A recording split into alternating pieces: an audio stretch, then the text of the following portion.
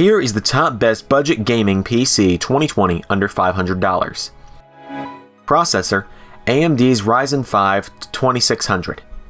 If you're looking for a CPU with excellent price to performance value and you like to tinker, then give the Ryzen 5 2600 a look. AMD's Ryzen 5 2600 provides excellent performance in productivity applications and competitive frame rates in games. It's also an attractive choice for anyone building a PC in a compact case, given a 65W TDP. The Ryzen is available for just $154 on Amazon.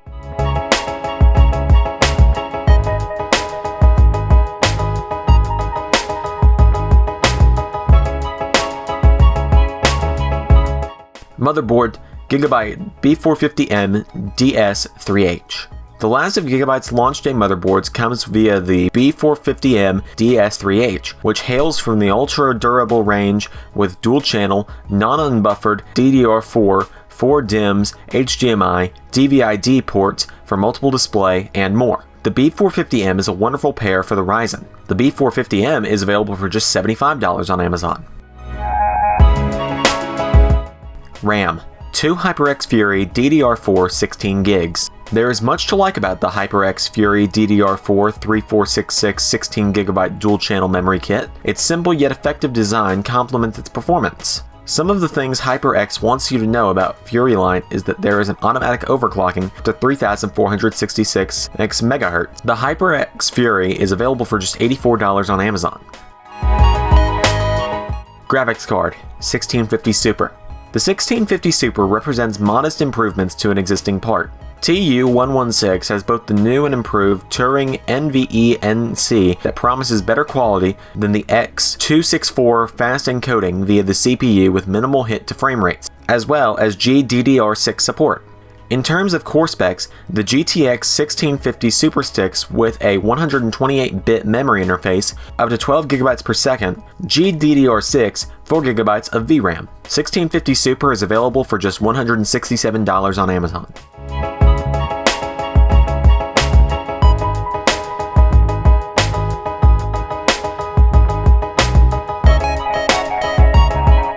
Storage, Inland Premium, 256GB, M.2 NVMe SSD. Inland Professional also has a popular low-cost NVMe SSD series that is perfect for budget builds. The Inland Professional NVMe is a very low-cost series that starts at just $37.99. The series uses the Phison PS5008-E8 controller and Toshiba BICS Flash 3D memory. The Inland NVMe SSD is available for just $46. Power supply, PowerSpecs PSX 850 GFM. The PowerSpecs PSX 850 GFM achieves a high-value score thanks to its fair price. For a few dollars more, though, there are better performing PSUs out there. This power supply is worth considering if you don't want to spend more than $100, but must have integrated RGB lighting. It provides the ideal balance of price and performance. PS550. The PS550BF provides up to 850 watts of continuous power. The power spec is available for just $95. Case, Cooler Master Masterbox Q300L case. Back in the day, case styles were fairly bland. Cases were not much more than a metal box stuffed with computer parts, and your style choices were limited to pretty much one. It was that way for years. Of course, now things are very different. Case designs are all over the map. Even the most basic case of today is light years ahead of what we were 20 years ago. Today, from Cooler Masters, we have two mini tower cases that are perfect fit for a mini ITX or micro ATX build. And with the Q300L and Q300P, Cooler Master proves that some nice features can be packed into a small space. The Cool Master case is available for just $50. With all these said, let's take a look at the gaming performance of these products put together.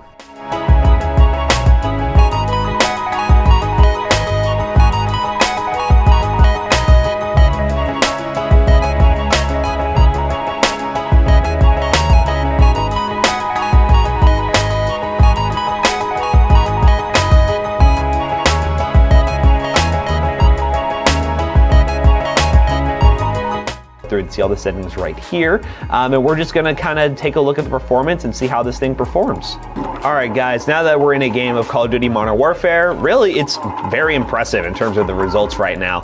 We are getting, get a kill, well over 100 FPS, which is, ideal. You can definitely play this on high refresh rate if you really wanted to. Yeah, Call of Duty normally is a little bit more demanding. It looks like the GPU is close to being pinged at 100%, so this 2600, which we know could handle a better graphics card if you wanted to go that route, and that is a teammate, hello. But really, I'm pretty impressed with how this thing's performing. Nice. No! But looking at the usage above, it looks like this game is actually using about 9 gigs of RAM, so it's really starting to look like 16 gigs of RAM is becoming the main standard that you're going to want to go with if you want a modern gaming PC, even at 1080p. So definitely consider that when building this system. You could go with 8 gigs, but you might lose some significant performance because of it. I'm going to play until I die. Here we go. See that guy right there? I know. Not this time. Oh! But anyways, guys, performance is pretty impressive. Well over 100 FPS in a game like Call of Duty. And I just got sniped in the head again. I'm going to call it here. Let's go ahead and try another game real quick. Alright guys, you know a benchmark would not be complete without CSGO. Of course on Dust 2, we're doing very high settings, everything maxed out right now, 1080p, full screen. So let's go ahead and get in a match and see how it does. Alright guys, so yeah, we're getting a astounding like 200-ish FPS with lots of mic noise. Kind of like forgotten how to play, if I'm being honest. It's weird. Point and shoot. There you go. Nice and quiet. Yeah, it looks like it's performing really well. That 2600 is actually boosting up to 3.8 gigahertz, which is pretty impressive for a second-gen part to boost up like that, especially with the stock cooler. So, and we're not getting that hot with it too. 58 degrees Celsius isn't too bad running on the stock cooler. Same thing for the 1650 Super. Oh man. Dude, how am I missing these shots? There we go. I don't know about you, but I feel like I'm hitting these, fam, and they're just not.